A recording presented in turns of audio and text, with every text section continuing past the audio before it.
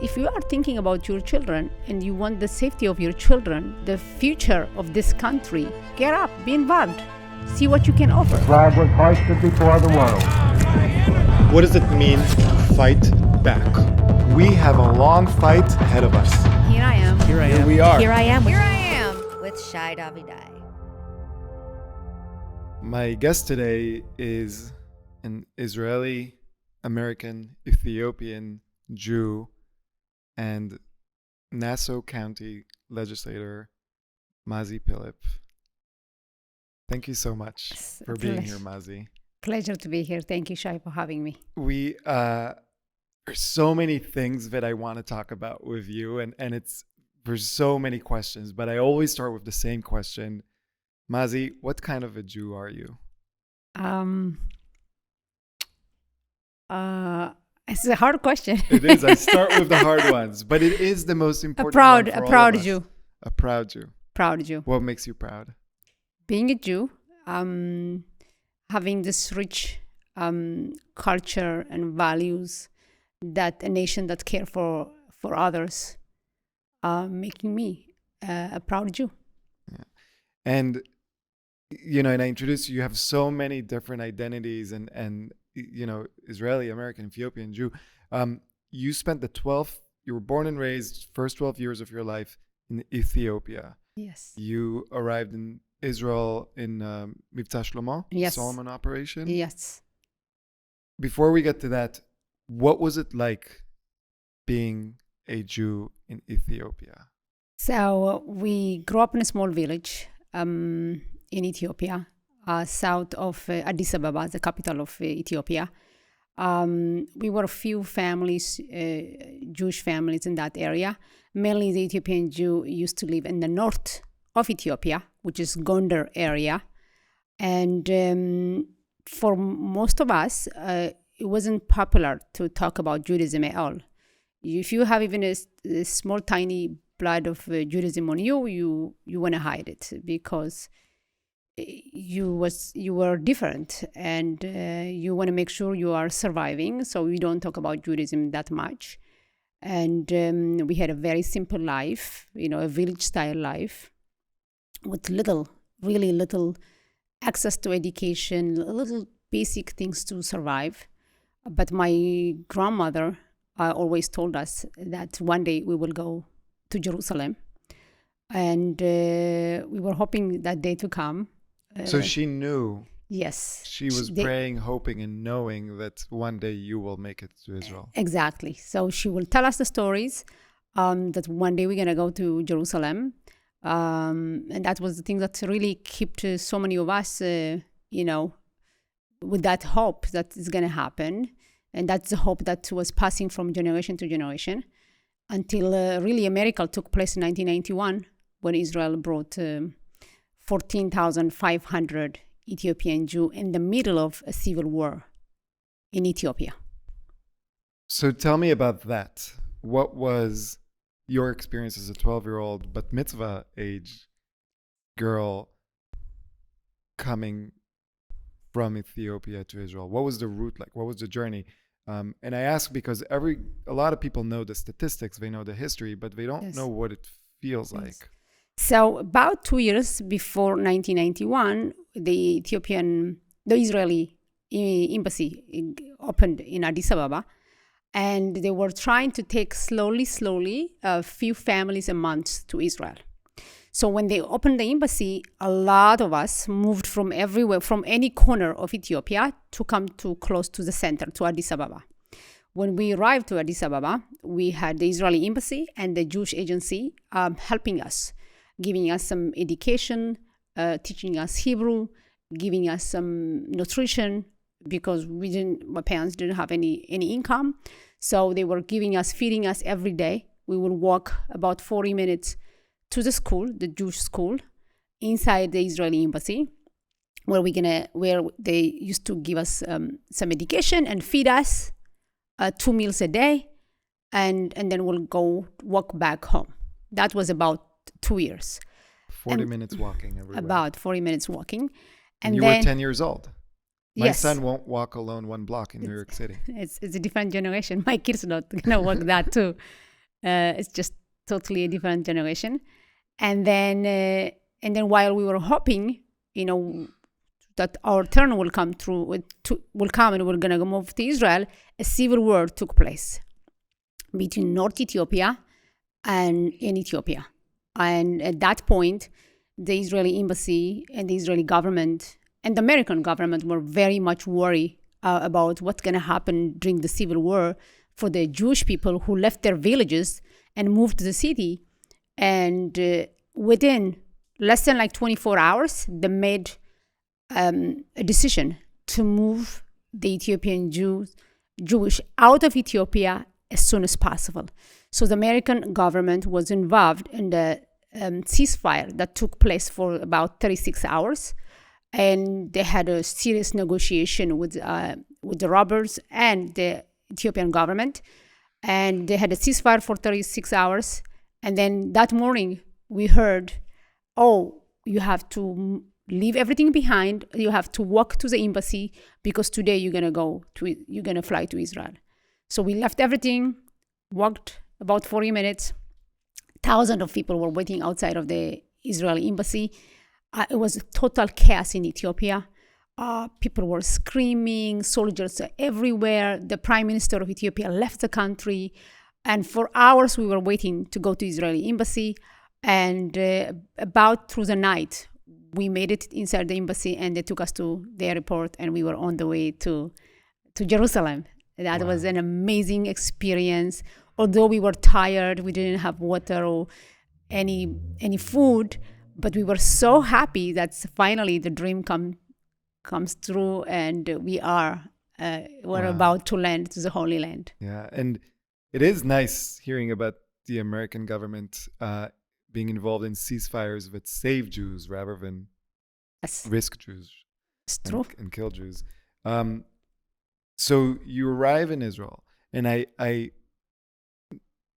remember once seeing an interview or speech by an Ethiopian Jewish woman who said that she didn't know that there were non-black Jews.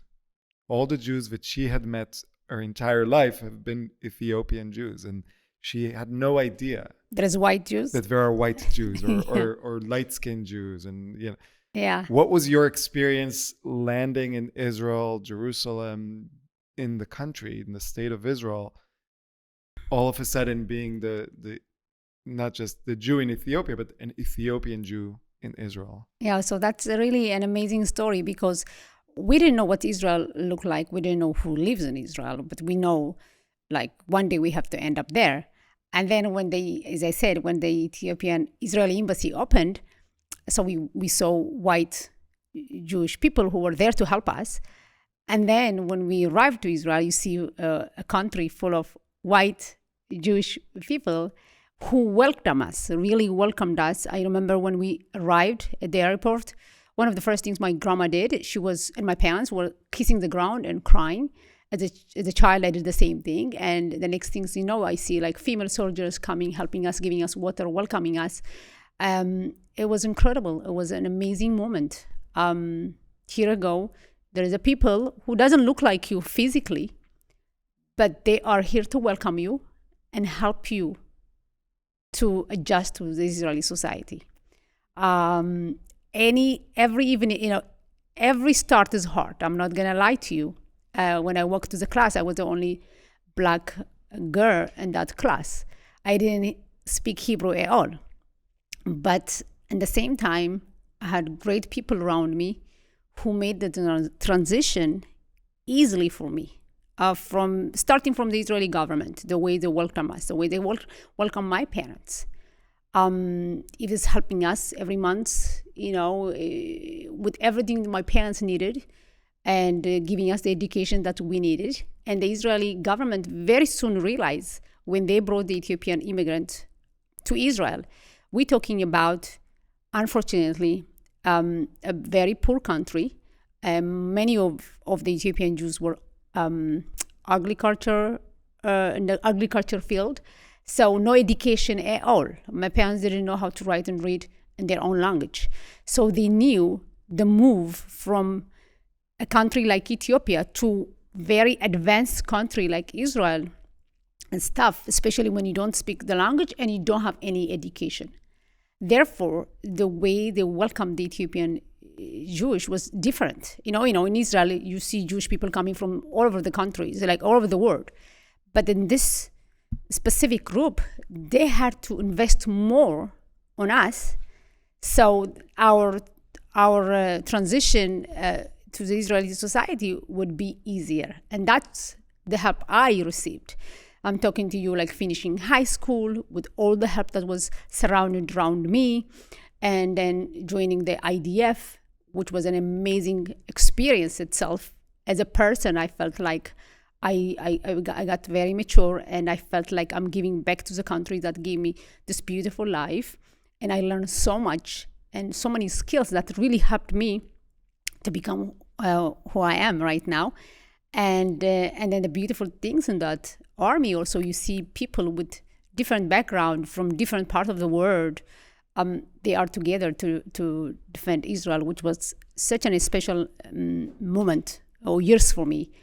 And then after that, again, the Israeli government realized we need to help, we need to do better with the Ethiopian community, because again, there is not education. And I'm sure you agree with me, education is the key for a better future. I wouldn't be a professor and I wouldn't be doing this if I didn't believe in education. 100%. So that opportunity was given to us as well. When I went to do my bachelor degree and my master degree, the Israeli government totally supported me. So I did my bachelor degree, master degree in Tel Aviv University.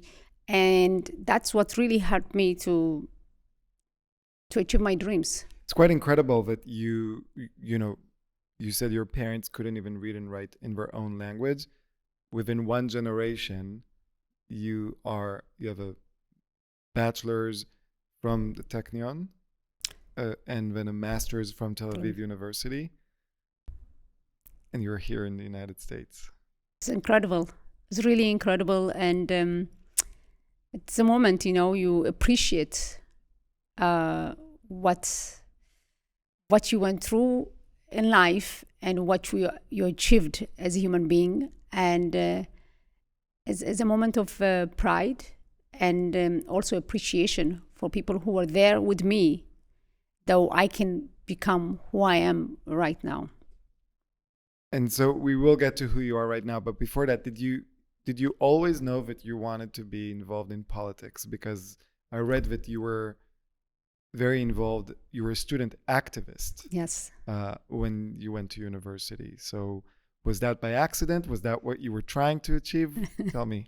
So in general, I like to be involved. I believe in things not working the way you think they are working, you need to be involved. You can't complain from the outside.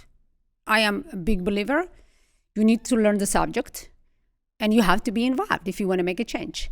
So since I was young, I was involved with the students' life, to improve students' life, to be a voice for a student. At some point, I also was a chairwoman of the National Ethiopian Student Organization for 2 years. The chairwoman of the National Ethiopian Student Organization. So for entire Israel, not just your university? The entire Israel for the Ethiopian Israelis. Wow. For 2 years. So I guess that's also lead a lot of things later on for me to continue to be involved in general.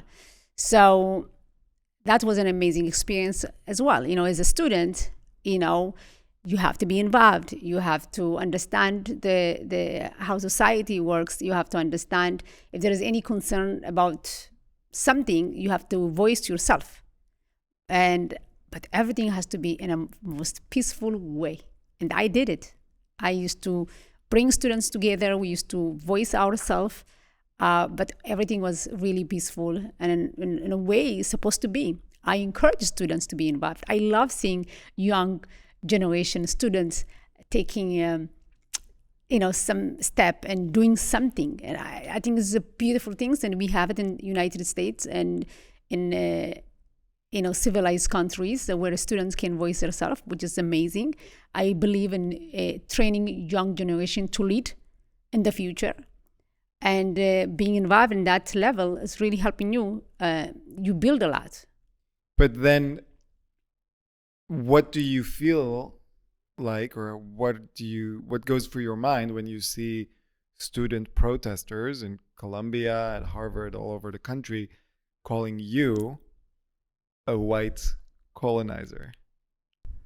Like, which is obviously like, it is nonsense. it makes absolute no sense, right? You're not a colonizer, but clearly also you're not white. 100%. And this is what they don't know. So many people don't know what Israel is about. They really don't know. They are getting the wrong information. I don't know who's teaching them. And it's kind of disappointing because you would expect students, when you go to universities, you are there to research. You are there to learn. And you would expect some truth to what they are saying out there. And they don't have a clue what Israel is about. They don't have a clue that close to 2 million Arab Muslims living in Israel. I can tell you in Haifa University, we have the biggest Arab Muslims students in Haifa University. 3 of my best friends in Haifa University, they were Muslim. 3 of my best friends, I was sitting and learning with them. So for them to lie that Israel doesn't give this equal opportunity, it is disgraceful. It is obviously you don't have any truth what you're saying. When you go to Haifa universities and even in a Rambam hospital in north of Israel, you see so many Arab Muslim doctors. My husband went to medical school in Technion, and he was doing all those studying at Rambam hospital. One of his good friend who was in charge of one of the department, the internal medicine department, was Arab. Until a few years ago, we used to be in touch still. So for them to really spread lies about Israel, telling that Israel is an apartheid country, Israel is the most colorful society. You see it all. You see everyone. Black, white, Muslim, Druze, Jew, Christians. Israel giving equal opportunity to everyone. Everyone. And something that I'm so proud that I was growing up in Israel. I know what Israel is about. So when I talk about Israel, I speak about Israel proudly because I know the fact. I grew up in Israel. I know what Israeli society is about. Yeah. So I wish the students here really get the truth about Israel. And if you don't know, research. Go to visit. You are welcome to go to visit. Go talk to people, see, learn. I think it's extremely important that people accept the fact that they don't know everything, because I don't know everything. That's why you go and you learn and you educate yourself. And if you have the possibility, experiencing it on the ground. A few days ago, I ran into Mark Ruffalo, who, when he's not pretending to be the big Hulk, a 50-year-old man getting millions of dollars, being a green monster, he spews lies and hate about Israel. And he has 28 million followers. And I asked him, Mark, have you ever been to Israel? And he said, no. And I said, you are a multimillionaire. You have time, you have money. Why don't you go and visit Israel? Then also visit the West Bank. I'm not saying only is visit everyone, talk to the people, and then come back and see if you want to keep doing what you're doing. Because he was explaining to me what Israel is like. And I told him, you can't explain to someone who lived it for 27 years while I was there, and then still living it. All my family is there. Yeah. You can't explain to me what my life is like. I agree. And I think that's the best advice we can do. I mean, there's not lie. You can go and check it out. And by the way, I will never tell a Palestinian from Gaza what their life is like. I can look at the facts, I can look at the statistics, but I can't tell them what their life is like on the ground, because that's not me. 100%. Mark Ruffalo can't do it either, because he's never been there either. I agree 100%. So here's another way you break the mold. You mentioned your husband you met when you were students. So you, again, reminding people, and at the time were a Jewish Israeli-Ethiopian Jew studying in Haifa, and your husband, a Ukrainian-born Jew Yeah. who moved to the U.S., became an Correct. American Ukrainian Jew, presumably light-skinned, Yes. moved to Israel for medical school. How did that connection happen? It's happened. It's God's ways, I guess. He was born in Ukraine, grew up in Ukraine. When he was 14, he came with his family here, and when he finished college, he decided to go to learn about Israel. He had family living in Israel as well. He said, that's a great opportunity for me to get to know Israel. So he moved there. And at school, we got to know each other. I never had any plan to move here, really, because I was very comfortable. I was getting my education, my family in Israel. But we just had a great relationship, and then moved here to New York, and we started our lives here. And we are parents of 7 children. Thanks God. 7 children. Yeah. What ages? The oldest one is 16. And then I have 15, 12, and 9, 6. And then my twin girls, they are 3. Wow. I have 2 children, and that's 3 too many. Yeah, that's a lot. It's a lot of work. It's a lot of work. But, it's just... So you moved to the U.S. What were did you jump right into politics when you moved to the U.S.?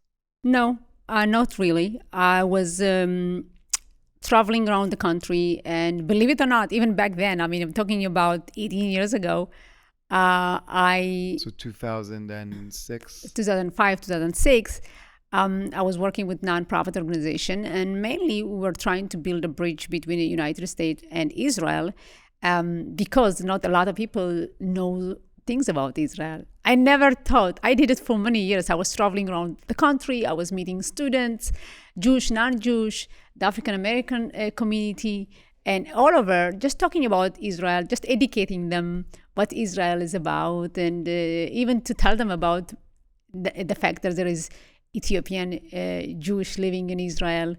And I did it for many, many years. It was an amazing opportunity to build that bridge, really, to get to know Israel. For many people where they didn't have a clue there's a Black Jew living in Israel, Black Jewish community living in Israel. What were those interactions like, those conversations? Like, people see you for the first time, you completely break all their stereotypes.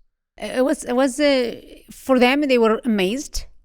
Again, they didn't have any clue there's Black people living in Israel, Israeli citizens. And by telling the story, they got to know Israel better.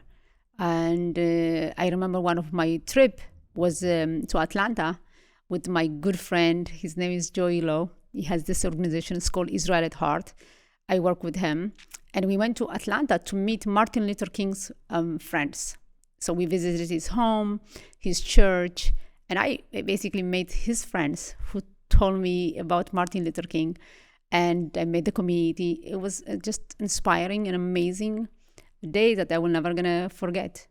Wow. Yeah. And when you travel around the United States, you carry you carry many, many identities, but you carry 2 marginalized identities, right? You carry the identity as a Jewish woman, and you carry the identity as a Black woman, like a woman born and raised in Africa. How is that experience? What are your experiences like with those 2 different identities? For me, very natural. Again, I'm telling you. Of course, it's who you are. What's have you? The reaction? The reactions, yes. People you are should be shocked. interviewing me. Right? Yeah. No. That's they were shocked. So many of them, they didn't have a clue. When I talked to them about Operation Solomon, when Israel brought about 14,500 Ethiopian Jews in the middle of a civil war within 36 hours in jumbo military jet, they shocked. They wow, that's incredible. That's amazing. And then when I telling them about the IDF service, when I serve in the army, they are amazed, to see. And I'm telling them, in Israel, if you are a woman, if you want, you can join the army. It's like my mom, my aunt, my sister was an officer, my wife, Yeah, her exactly. sister, like everyone. Exactly. But for Americans, they don't know all the facts. So when you're telling them, they're like, wow, that's incredible. That's amazing. Your journey is amazing. How you made it, from village to Israel, and then serving in the army, and then getting your education. And now you are here, like Nassau County legislator, being involved in politics, having, 7 children, a woman. They're all like, wow, it is amazing how you're doing it. And they're very, very warm, very supportive. So you traveled around the country building these bridges with this nonprofit. Then what? I read you were the vice president of your synagogue. Yeah. So that I did it until I became a mother, and then when I was a mother, I did it for a little bit, and then it was very hard traveling around the country. So when I moved to Great Neck, it's always has been in me that to be involved. I really believed being involved. It's the way it's supposed to be. You have to give back to your community. So in local election, for village election, I was involved, and I helped the mayor to get his seat. At that point, they appointed me to be a board member of the Architectural Review Board Committee. Mm-hmm. I did it for 2 years. And at the same time, I was involved within my synagogue with my rabbi. That's important to note, because you were involved in something just because you care about the communities. Yeah. It wasn't just Israel or Jewish. The Architectural Board Committee is it benefits everyone. Jews, non-Jews, Israelis, non-Israelis. Anyone, and that's an important thing I think that people need to realize. Being someone who is an activist who wants to make the world a better place, it doesn't mean just for us, of course. For everyone. For everyone. Yeah. When I got involved, it wasn't about the Jewish people. Really not. It was about the community, how we improve the community, how we can build a strong community, how we can voice and understand the concern of the residents in Great Neck. And I never thought that's going to take me deep in politics. Really never. It was all about giving back. So that led to politics later on, which took place about 3.5 years ago. It was a conflict between Gaza and Israel. Over 3,500 rockets was coming within 10 days. This is May 2021. Yes. And anti-Semitism was again out of control. And my son was getting to his bar mitzvah. And I asked him what you would like to have for as a gift from your grandparents from Israel. He said he wanted the Star of David. And I said, oh, that's nice. I was surprised. I didn't expect a child. I thought he's going to give me this crazy idea of gift, but he wanted a simple necklace with... Yeah, like most 13-year-old boys would want like a PlayStation, an Xbox. Something like this. A trip to Disney or whatever. Exactly. He wanted a necklace with Star of David. And I was so proud. You did a good job raising him. I hope so. That's a goal. So I said, oh, that's wonderful. I'm sure Grandpa and Grandma would love to get that to you. But deep in my heart, I said, how am I going to give him a Star of David now? When anti-Semitism out of control, people are criticizing Israel. As a mother, I was like, I can't, it's not a good time. I was telling myself, I never told him. I never want to say that to him because that's going to destroy him. You were scared.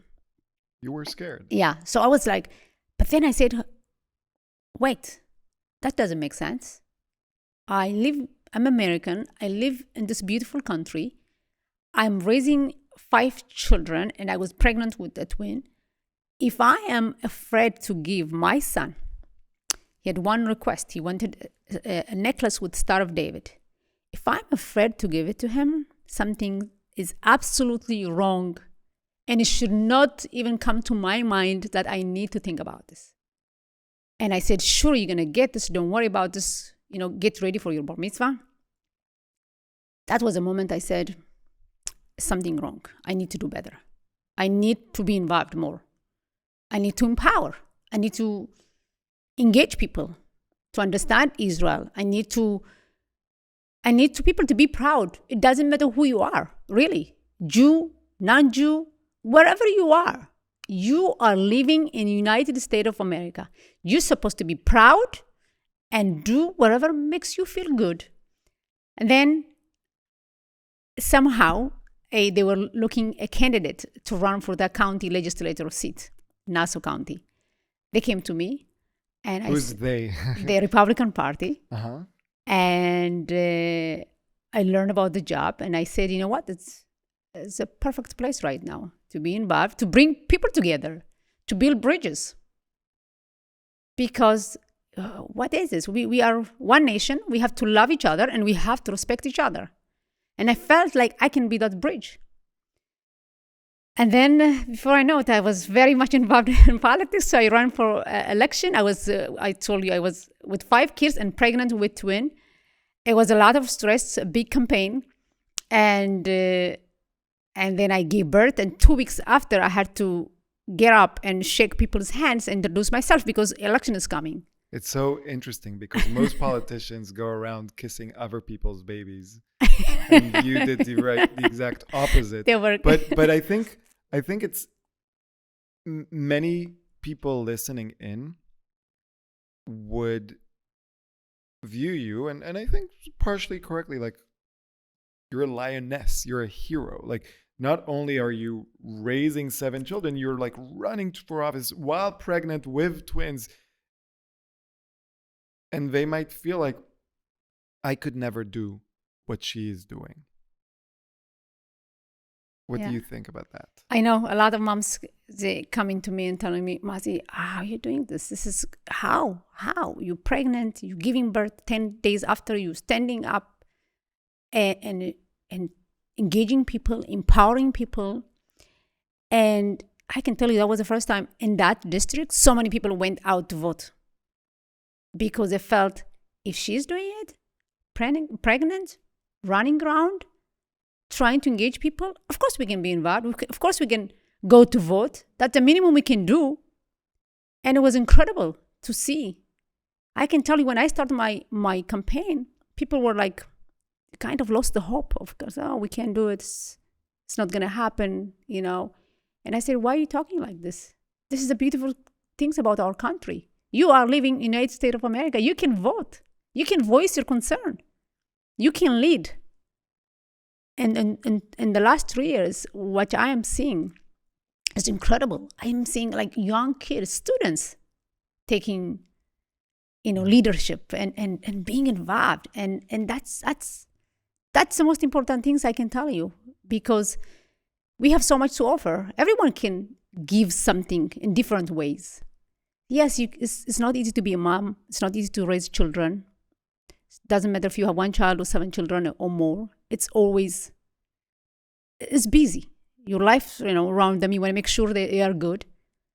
But if you are thinking about your children and you want the safety of your children, the future of this country, you cannot just complain. If you think somebody is doing wrong job, get up, be involved, see what you can offer. Yeah, I mean, I think that's absolutely right. And I've been very open about it. That's what pushed me out in the first place, my children. I wasn't thinking about the big problem of anti-Semitism. I wasn't thinking at the time about the Jewish students at Columbia. I was concerned about all of those things. It's not that I didn't care. I was concerned. But the thing that got me out into the streets is the understanding that my son was 8 and I have 10 years to make colleges around the country safe and better for him. 100%. This is our obligation, to be honest. It's actually our job, right? Like 100%. Our job is to keep our children healthy and safe and educate them, help them thrive. Well, how can you keep your kids healthy and safe if you're not making the world healthier and safer? 100%. It's like, I'm all about peace. I'm all about love and respect one another. No child, if you're Jewish or non-Jewish, should feel intimidated by other because of his faith or color or whatever it is in our country. There is not place for hate. We have to be very respectful each other, and we cannot be silent when Jewish student being attacked, harassed. I can tell you so many kids in my district, kids from Colombia, by the way, when I came last year for the rally, they were shaking, like, we feel uncomfortable. I don't know. I'm afraid to walk from class to class. And the same students who told me that about 2 months ago, she said, I don't think I'm going to make it. I can't go back to Colombia again. I said, of course you're going to go back. How? I said, you will. And we are here to support you. See, for me, it's disgraceful. Jewish student has to go through this. Jewish mother were calling me. They don't want to send them to Michigan. They don't want to send them to Colombia. They are so afraid. And when October 7 took place and all those rallies started, protests started in colleges, you know how many parents brought back their kids? They felt that their children are left out, alone, without any protection. How sad is that? It's happening in 2024 and 2023 here in the United States. I couldn't say it better. I really could not say it better. What was the first thing you did when you were elected? Not a celebration, but what was the first Stuff we did? Legislation that you... Yeah, in general, one of the first things I did, although I ran as a Republican, as soon as I got the seat, I really made it clear for everyone. I made it very clear. For me, it's not about Republican or Democrat. I am your elected official, and I care about each one of you. I'm here to hear you, to answer your needs. That's all. That was my statement, and I'm still standing by this statement because it's very important. Once you're elected, it's all about the people and all the people. Even the people that didn't vote for you? 100%. And I was like, but they didn't want you there. So what? They didn't know me. They didn't know me. And they have the right not to vote for me. That's okay. Now I am your elected official. I am your county legislator. And my job to answer you. You are equal. There's no different. And then when I did my tour and I was meeting different mayors, I can tell you some people said, oh, this village did not vote for you. The mayor not with you. You can't meet him. I said, what do you mean? I am the county legislator. And I need to meet him. I need to hear his concerns because I'm representing everyone here. And I did it. And I'm very happy I did it. And then, when I served the people for the first 2 years, they really saw who I am and why I'm doing this. Not always everything about politics. It all should be about the people. I'm a strong believer on that. And then when I was running the second time, the people did not vote for me. They didn't know me. They actually voted for me the second time. I never did it for that purpose, but that was the right things to do. And it's answering phone calls, people's emails, and making sure things are working well in our district, starting from road issues we have, as supporting small businesses and bringing safety to the county. Safety, I can tell you, one of the biggest concerns for my district when I got elected. Supporting law enforcement. I'm a big believer. We have to support law enforcement. If you are not happy with the law enforcement, let's have a conversation. Let's talk. How we can change things, how we can improve things. You can't call all law enforcement they are bad. Yeah. You don't want to live in the country without law enforcement. I know it because I grew up in Ethiopia. There's not law enforcement. You are by yourself. Anything can happen to you. One of the things that I mentioned in that situation about the importance of nuance, and I've been open about this, before October 7, before everything, the summer of 2022, I was involved in the pro-democracy protests in Israel. By sheer luck, fate, whatever you want to call it, I was at a protest and was punched by a police officer. And that kind of threw me into the fray of speaking up against police brutality in Israel. That night I had it easy. Other people got off much harder. And there were people trying to get me to say all cops are bastards and burn the police. My uncle is a cop. Nothing is black and white. Nothing is simple. And I was not angry at the police officer that punched me. I was angry at the situation that police officer was thrown into and was told, do whatever's necessary. But it's never the case that all X, whatever the group is, all X are bad. Never. Never, and should never be like this. My sister, she's a cop in Israel. I know what's takes to be a cop and to raise children and being out in the field and protecting and the people. So I have big respect to this. And you're right, not everybody's the same. There's good cops and bad cops. But you know what? When we have a healthy conversation with our law enforcement, we can solve problem. We can solve problem together. But you can't attack law enforcement. You can't defund them. You can't non-stop really like torturing them. It's not fair. They're putting their life for us to protect us. So we have to respect. We have to appreciate. And if there is any issues we need to fix, absolutely we should do that. We should be criticizing and critical when they overstep. And there have been horrible situations, especially with the African American community, but with other communities. And we should call it out. I agree. We also need to find solutions. It's not enough just to say, here's a problem. 100%. So I want to talk about one amazing solution that you were not just a part of. You were the instrumental. The bill that passed at Nassau County called Unmask the Hate. Tell me about the problem that the bill is solving and then how it solves it. Yeah, so the bill we passed in August 5th was a bill that called Mask Transparency Act. Basically, before COVID in New York State, you weren't allowed to go with mask, ski mask, and covering your face in public. That was the law over 175 years. Right. The basic thing about society is that we have to see each other and be accountable to each other. 100%. That was the law. And then COVID came and, mask was very important. So they completely stopped that law so people can protect their health.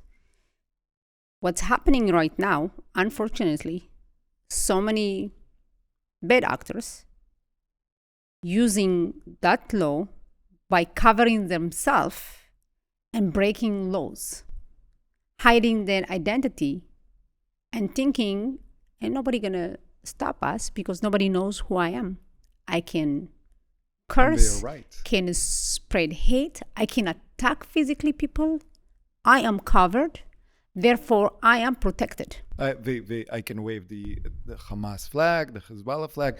I can call bin Laden, a hero. I can do a lot of things because I am masked. Exactly. And as you know, when those terrorist supporters come into rallies, they have specific direction how they should come. They're telling them how to cover their faces so nobody will see them. Saying they can do whatever they want. So they're coming prepared, completely covered, and they're breaking laws. And we have been seeing that since October 7. And things are out of control. And as I said at the beginning, safety is my biggest concern. And I said, that's wrong. Just in even Columbia University, after what those students did, the DA and then let them go because they could not recognize them. And that is a big problem. I'm all about go, rally, voice yourself. Absolutely, this is your right. You should do it. But you cannot cover your face, harass, attack other individual because you are masked and nobody gonna stop you. And it's all about safety. We spoke our law enforcement in Nassau County, and other people even using masks for just to go rob people's homes, take people's cars. So what is this new bill? So this bill is very simple.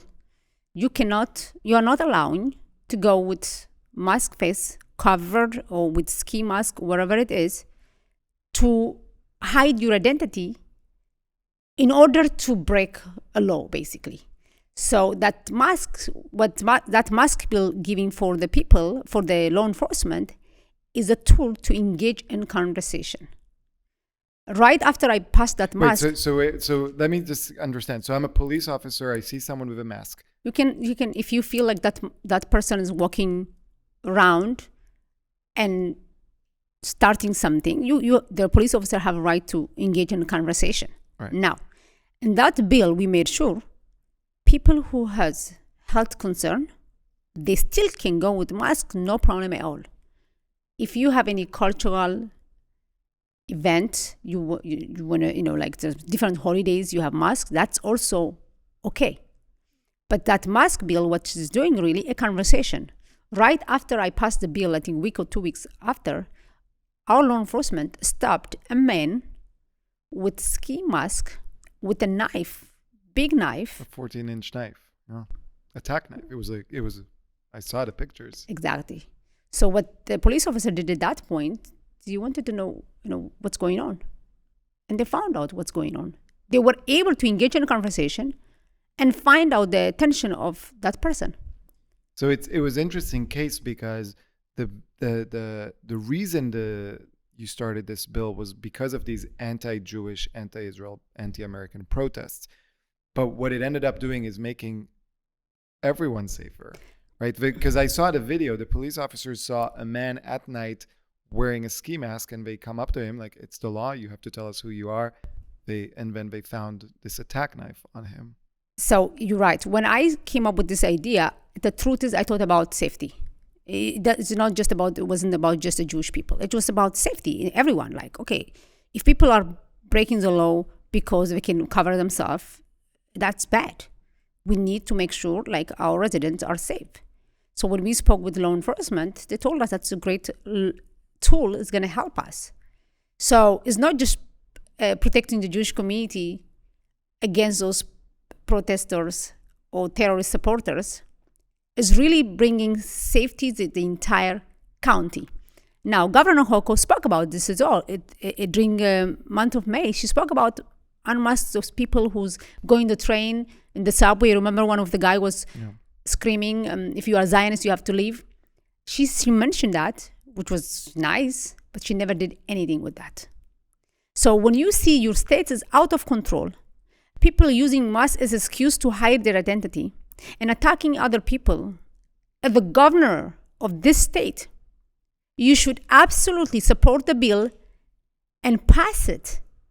You will protect everyone, not just the Jewish community. You're going to bring safety to our state. So for people that are listening in and want to pass a similar law in their city council, their county, their state, what can they do? Very simple. It's really not so complicated, especially because we had that bill before COVID. So you're really bringing, and by the way, we had that bill back then to protect the minority, the African American groups, against the KKK. They were going with hoodies and spreading hate.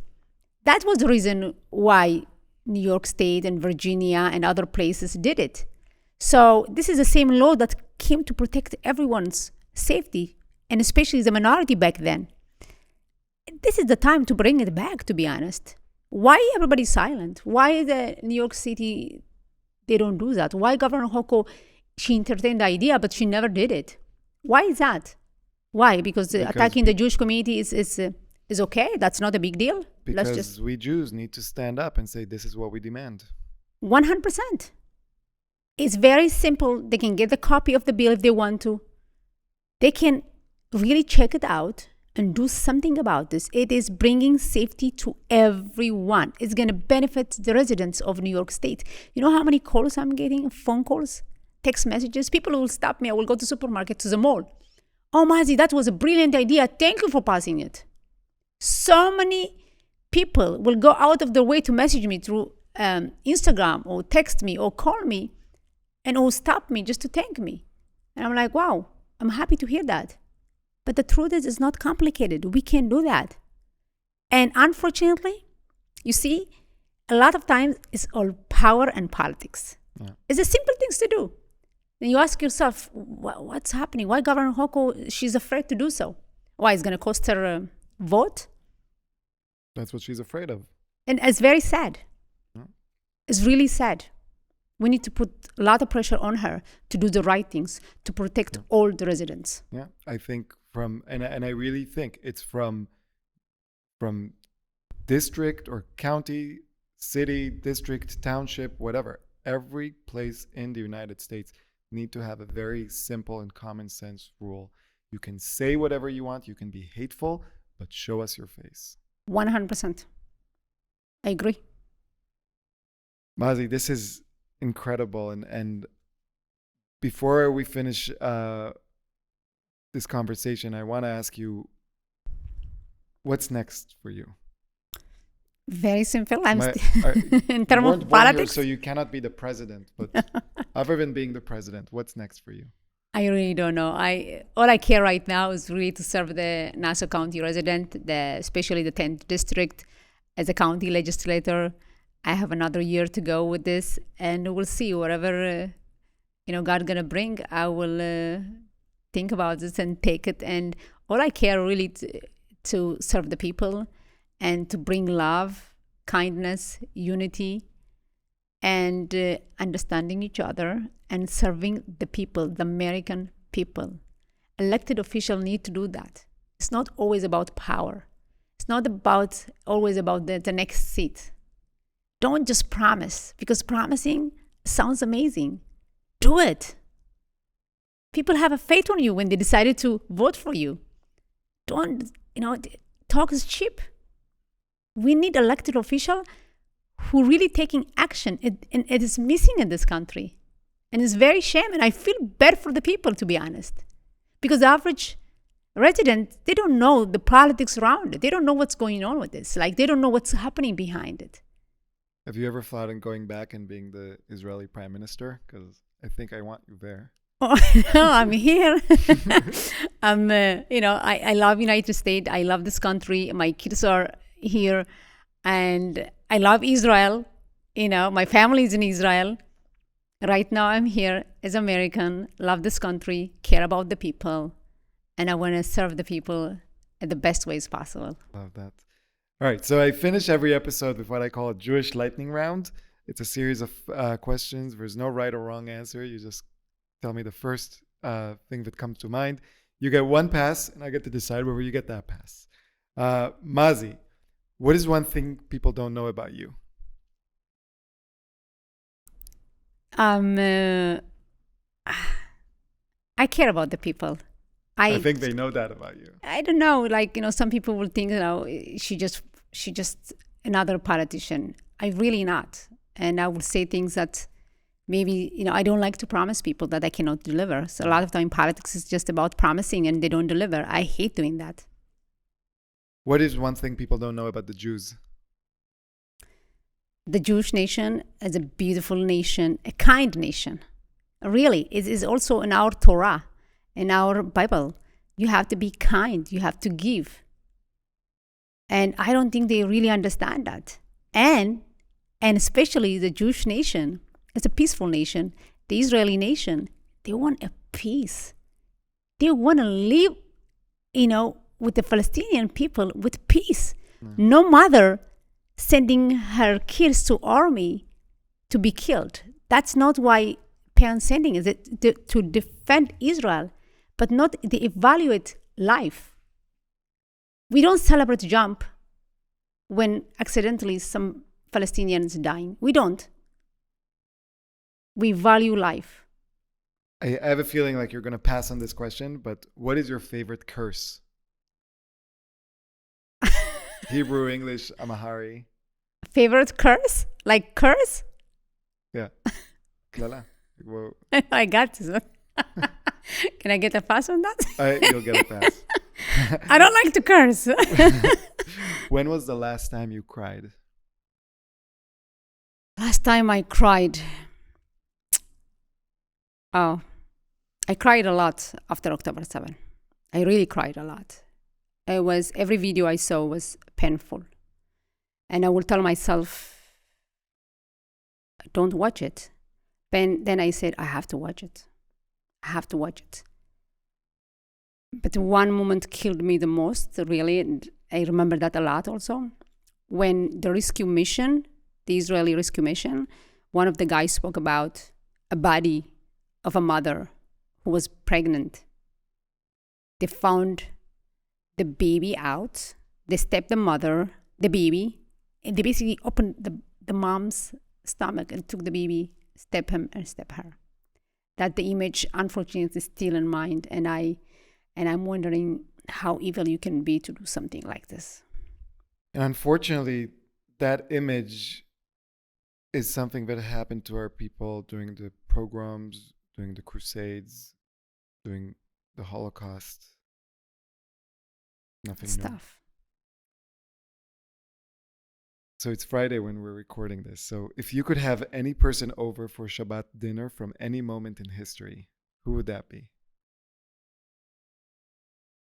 Right now, I would love to have Trump and my Really? Shabbat dinner. Really? Yeah. I have to ask, tell me more. First of all, I would You're like... going to get me canceled by half of the audience and then loved by the other half. That's okay. You know, but... That's okay. And that's okay, really. I would like to thank him for what he has done, especially to support Israel and the Jewish nation. And unfortunately, he doesn't get enough credit. You see, I told you about politics. There's people who likes to talk. And majority of the politicians, that's what they do. And when it comes to Trump, is a man of action. He did a lot. He did things that other presidents was thinking about this, never delivered. Whether recognizing Jerusalem as a capital of Israel, whether understanding the north, the Golan, as belong to Israel, and whether to bring a peace.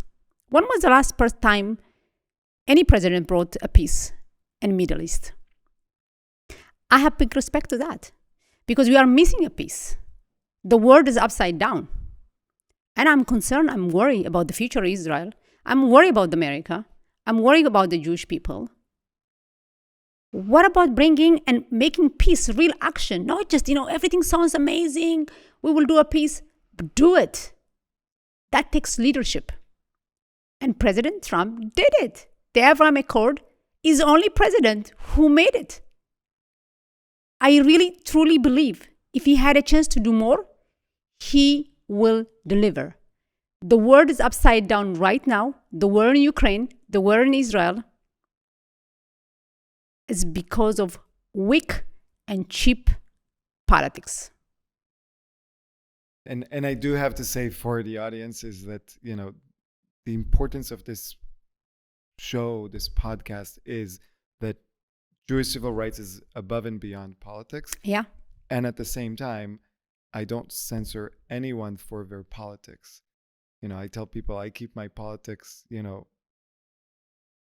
myself, although I do tell people I have very strong opinions and I know about it. And I respect you for that. And I keep it for myself, not because I don't think it's important to express your political opinion, but because I want people to understand that it's okay to disagree. Yeah. If we are all in the same big tent. I agree 100%. But I just feel this time in our lives, we need leaders, real leaders who care about the people, want to do the right for the people. Yeah. That is missing in our country, and that's missing around the country, around the world, to be honest. What's your favorite Jewish holiday? Wow. I love Purim. Purim.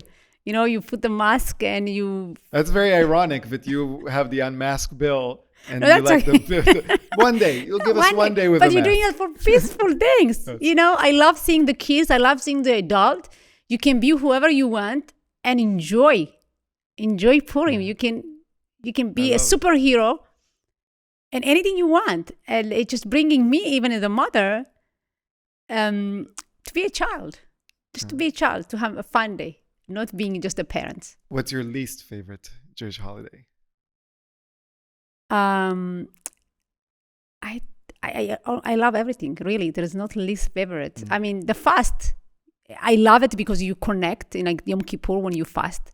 And I fast more than Yom Kippur. I fast other, Tanat Esther, Tisha B'Av. I fast a lot of them. But it's just hard. the long fast. But I love the fact that it's giving you the opportunity to connect to yourself, to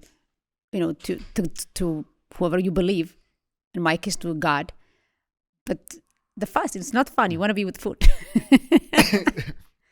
When do you feel safest? When I feel safest? What do you mean? When? When? Or where do you feel like the most safe? Yeah. I feel safe every Saturday. That's the Shabbat. Because I keep Shabbat, I don't drive or doing the typical things that you do. It's a peaceful and a safe time for me that I relax, I connect to God, and I connect to my children in a very spiritual, a peaceful, a safe moment as a Jewish mother. When do you feel least safe?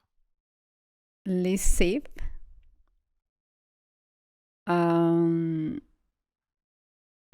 During the night. I don't like to walk around in the night. When the night comes, I like to be at my home.